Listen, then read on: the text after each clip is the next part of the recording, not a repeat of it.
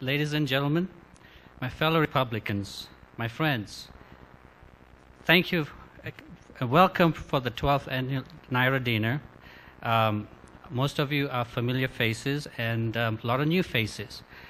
We want to let you know that this is an organization that started 12 years ago with an idea that we need to fill a void within the conservatives in the Asian Indian community. So we started this 12 years ago, started with really a good success behind us.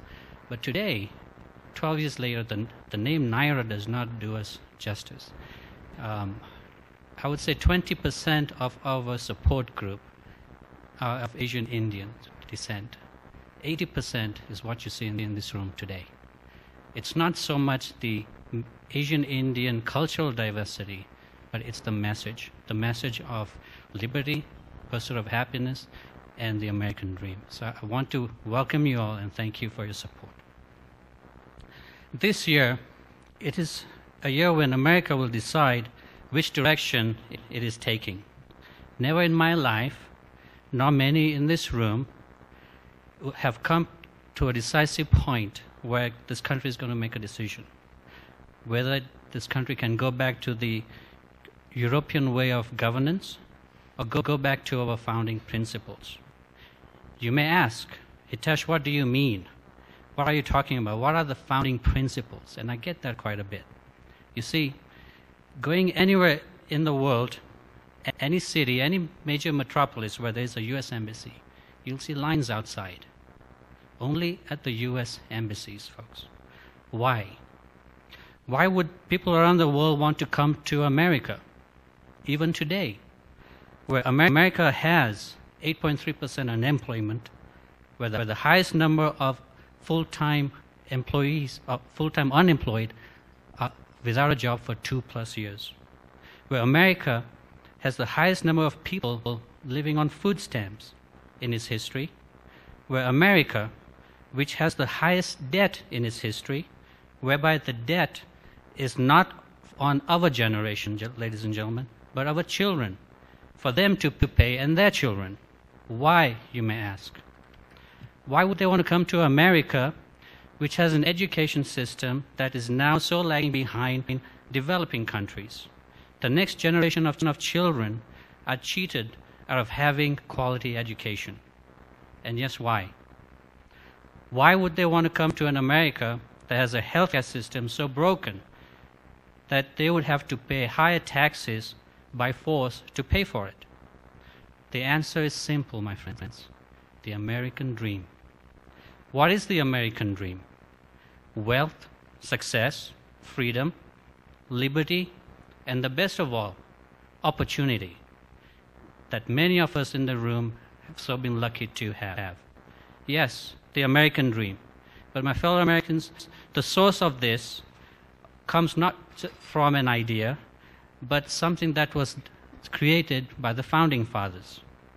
That we hold this truth to be self-evident, that all men are created equal, that they are endowed by the Creator with certain unalienable rights, that among these rights are life, liberty, and pursuit of happiness. To many of us in this room, we've heard it before. We are complacent. We are used to this because it sometimes is a punchline. But there are plenty of people out there in the world. This is an idea of hope and liberty. This is what people want to come to America. It is a source of hope, a dream that so many people around the world will stand in lines to make their lives better. This idea was born and put to paper and will determine the path of this nation and the world so long as men and women are here on God's earth.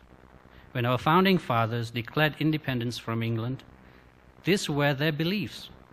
They had their vision and their values that this new nation shall go forward with such principles based on Judeo-Christian values. My fellow Americans, it is that the founding principles are of this nation. It is that has led to create this doctrine. Yes, I call it a doctrine, the American dream. And my fellow Americans, it is the sole and only reason why people from all around the world so yearn that they want to come to this country even today with all its shortfalls.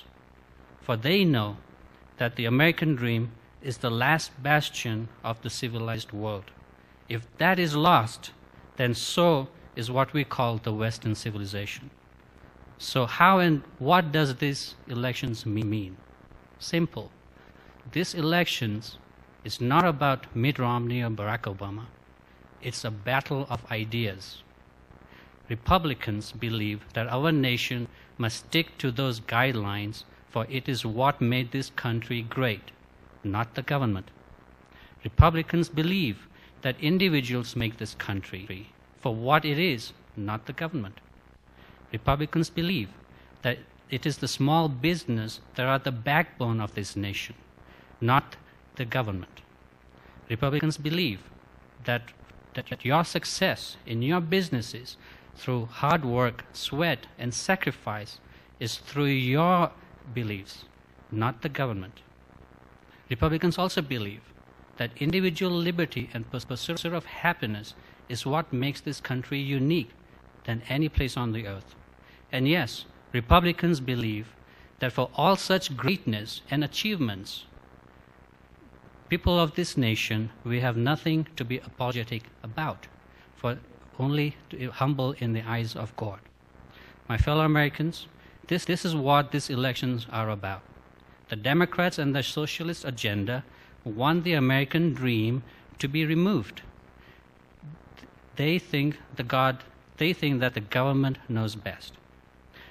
Do we want to go the way of Greece, Spain, or Europe, or do we want to be the leader of the free world where the American dream is the beacon of hope and prosperity for the rest of the world?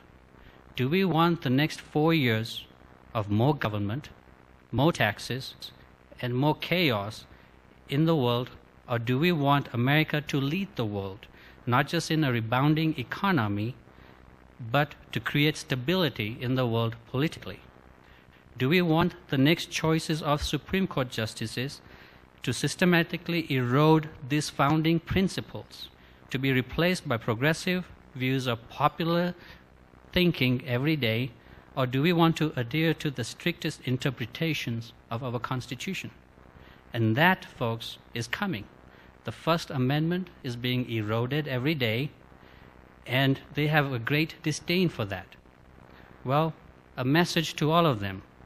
The Founding Fathers knew this, that one day will come when some things like this would happen, so that's why they created the Second Amendment.